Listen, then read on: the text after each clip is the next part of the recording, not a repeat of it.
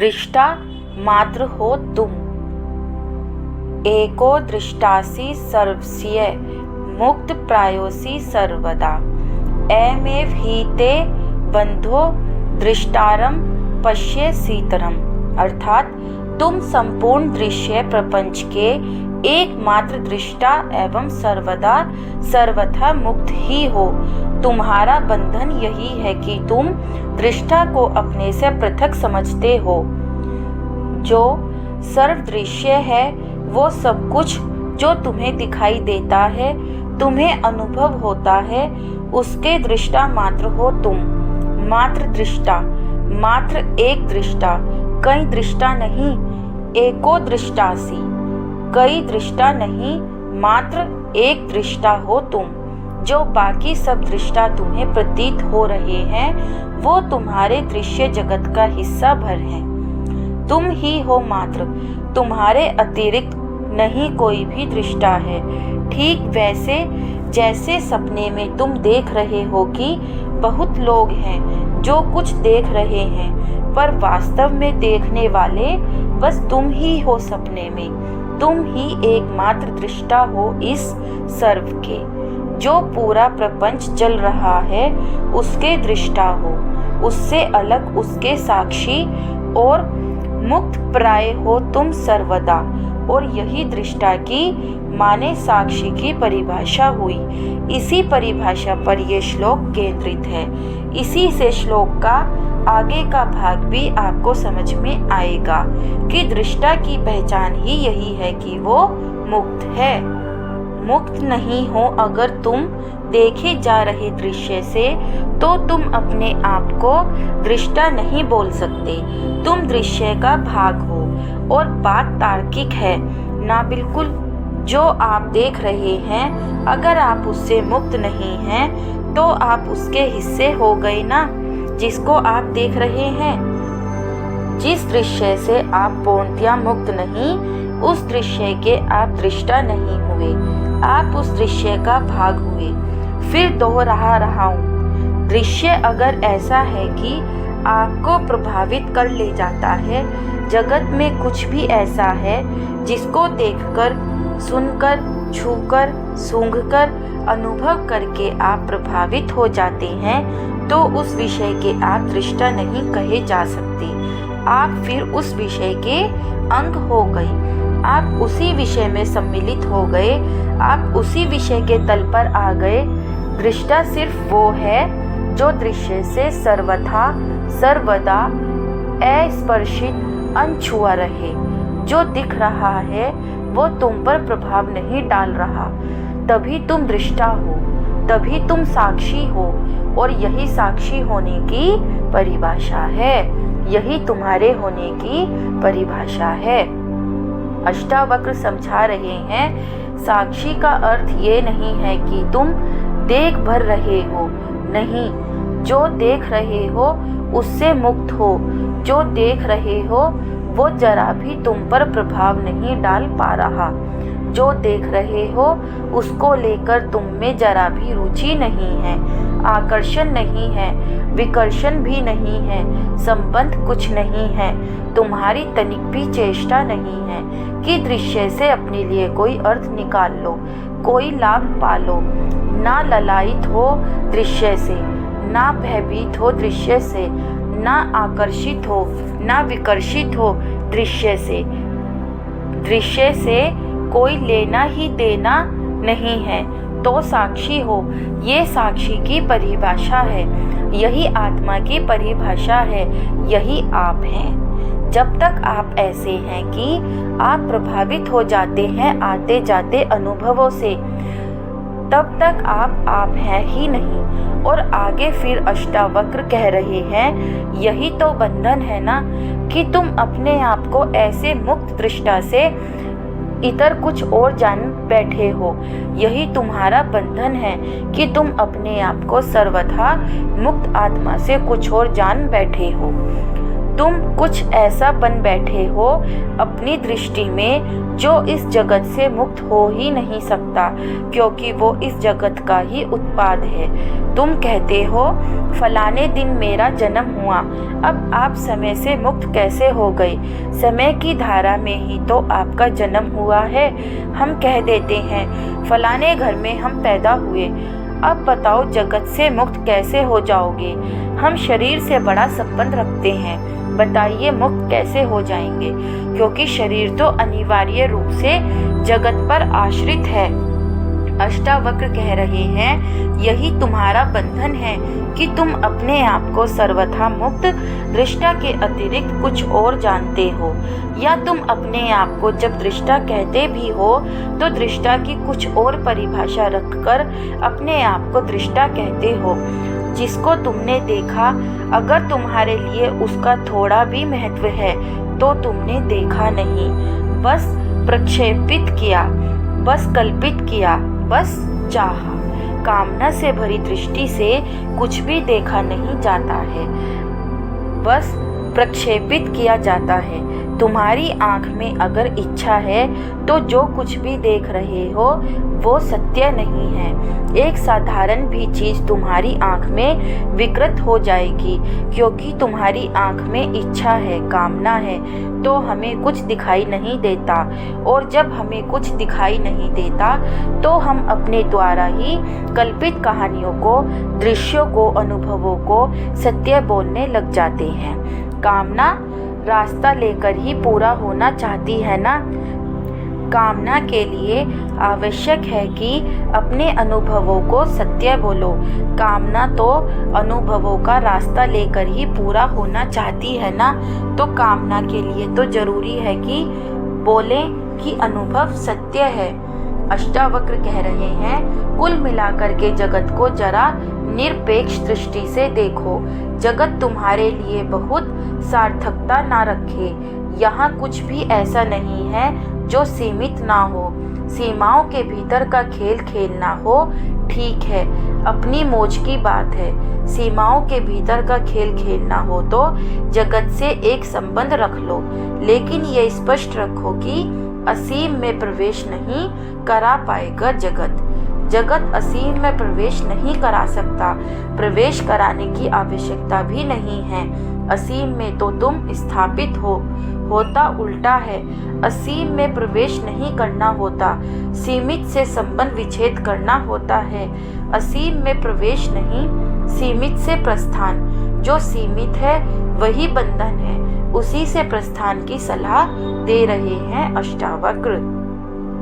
प्रकृति का क्षेत्र है, उसमें घटनाएं घट रही हैं, विविध तरह की, हजारों लाखों तरह की घटनाएं घट रही हैं।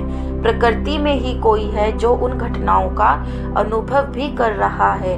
घटने वाली घटना भी प्रकृति के क्षेत्र में है, उसका अनुभोक्ता भी प्रकृति के क्षेत्र में है। और आप गलती करते हैं कि सोच लेते हैं कि मैं अनुभोक्ता हूँ। दूसरे छोर वाली गलती तो कोई नहीं करता। कोई ये नहीं कह देता कि मैं अनुभव का विषय हूँ, लेकिन अनुभोक्ता सब अपने आप को माने रहते हैं। अपने आप को अनुभोक्ता मानना अपने आप को अनुभव का विषय मानने से बहुत भिन्न बात नहीं है, क्योंकि अनुभोक्ता और अनुभोग्य विषय दोनों होते ही एक तल पर हैं। ठीक वैसे जैसे ये नहीं कह देते कि मैं खंबा हूँ, कि मैं किताब हूँ, कि मैं ज़मीन हूँ, कि मैं आसमान हूँ, उसी तरह से ये भी मत कह दो कि मैं खंबे का, किताब का, सड़क का अनुभव लेने वाला हूँ। है कोई जिसे ये सब अनुभव होते हैं, हम उससे भी जरा हटकर हैं, और उससे तभी हट पाओगे, बिल्कुल ध्यान दे लो, जब अनुभवों में दिलचस्पी, रुचि, स्वार्थ नहीं रह जाएगा। अनुभवों से आशा जुड़ी हुई है, अगर अनुभवों को लेकर मान्यता बनी हुई है, अगर कि एक नया अनुभव होगा जो जीवन में कुछ जोड़ जाएगा, हमें ही कुछ जोड़ जाएगा, हमें छोटे से बड़ा बना देगा, अधूरे से पूरा बना देगा, तो फिर अनुभवों से दूर नहीं खड़े हो पाओगे। जब तक मान्यता यही है कि अनुभव बड़ी लाभकारी चीज है, तब तक तो अनुभोक्ता बने रहना पड़ेगा। अनुभोक्ता से हट पाने के लिए ये मान्यता हटनी चाहिए कि अनुभव बड़ा महत्व रखते हैं। फिर उसके बाद जो चीज़ दिखनी है वो दिखती रहेगी, जिसको वो चीज़ देखनी है वो देखता रहेगा। आप इन दोनों से ही अनासक्त होकर के, विरक्त होकर के अपने आप में आनंदित रहोगे। बाहर ये खेल चलता रहेगा। हाथ ने किसी चीज को स्पर्श कर लिया, आँख ने किसी चीज को देख लिया, मन ने किसी विषय को विचार लिया, बाहर ये चलता रहेगा। भीतर आप इस पूरे खेल से अनछुए रहोगे।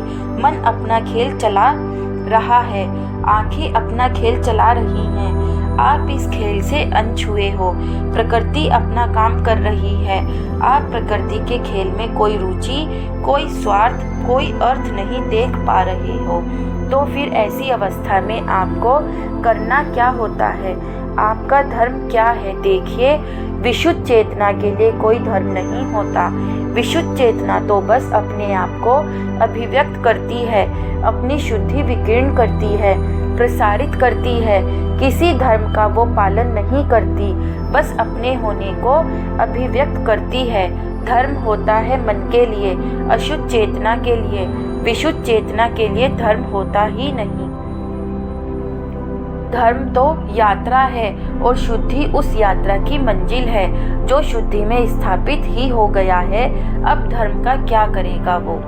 इसलिए अभी पिछले ही श्लोक में अष्टावक्र कह रहे थे, हे विभो, धर्म अधर्म सुख दुख इनका तुमसे कोई संबंध नहीं है, इनका सिर्फ मन से संबंध है। तो धर्म सिर्फ मन के लिए होता है और मन के लिए धर्म होता है शुद्धि तक पहुंचना। उसी शुद्धता को आत्मा कहते हैं। तो जब तक आप मुक्त नहीं हुए, आपके लिए धर्म है और आपका धर्म है मुक्ति की ओर बढ़ना। जब आप मुक्त हो गए तो फिर धर्म नहीं होता, फिर सीधे बस अभिव्यक्ति होती है। मैं जो हूँ वो इस देह से किरणों की तरह फूट फूट कर फैलेगा। देह से क्यों फैलेगा? क्योंकि बातचीत तो देह को ही करनी है। आत्मा है अष्टावक्र, पर बोल तो देह के माध्यम से ही रहे हैं। तो ठीक वैसे जैसे अष्टावक्र देह के माध्यम से बोलते हैं, वैसे ही आप भी देह के माध्यम से बस अपने आप को अभिव्यक्त करेंगे।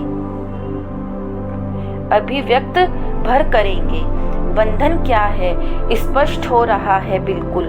क्या कह रहे हैं अष्टावक्र? बंधन है अपने आप को अनासक्त आत्मा के अतिरिक्त कुछ भी मानना, आसक्ति को, अपनी कामनाओं को, अपनी प्रोत्साहन देना, झूठ को मान्यता देना, भ्रम को समर्थन देना, ऊर्जा देना, यही बंधन है और नहीं कोई बंधन है। या ऐसे कह लीजिए कि जितने भी बंधन होते हैं, सारे बंधनों में मूल बंधन यही है। आत्मा नहीं बनना है मुझे, आत्मा नहीं हूँ मैं, मुझे अनुभोक्ता होना है, अहंकार होना है। क्यों अहंकार होना है? क्योंकि आत्मा कुछ भोगती नहीं है ना। मुझे तो भोगना है, मुझे भोगना है, तो मुझे अहंकार बने रहना है। आत्मा नहीं होना है मुझे। आत्मा हो गया तो आत्मा ना करता ना भोगता। मुझे भोगने में बड़ा रस है, और भोगने में रस है यदि, तो उस रस की कामना आपकी दुर्दशा से ही रही है। आत्मा भोगता नहीं है, क्योंकि आत्मा स्वयं में पूर्ण और आनंदित है, इसलिए भोगता नहीं है। हम चूँकि अपने आप से बड़े परेशान हैं, हम स्वयं से ही ना संतुष्ट हैं ना प्रसन्न हैं, इसलिए हमें भोगने की इतनी ज़रूरत पड़ती है। उसमें समस्या बस एक है कि आप अगर असंतुष्ट हैं, स्वयं से नाराज हैं, अप्रसन्न हैं, तो आपकी वो दशा आपके उसी दशा से उठते हुए किसी कर्म से बदलेगी नहीं। मैं बेहोश हूँ, यही दुख है मेरा, और उसी बेहोशी में मैं फैसला करता हूँ कि बेहोशी को किस विधि मिटाना है। बेहोशी में किए गए किसी भी फैसले से बेहोशी नहीं मिटेगी।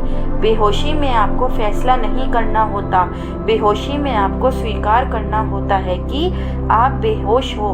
बेहोशी में आपको कुछ और नया या अतिरिक्त नहीं करना होता। बेहोशी में आप जो भी कुछ कर रहे होते हो, आपको उससे थम जाना होता है, रुक जाना होता है। और अधिक कुछ करना और नया कुछ करना तो बेहोशी का और बढ़ाने वाली बात है।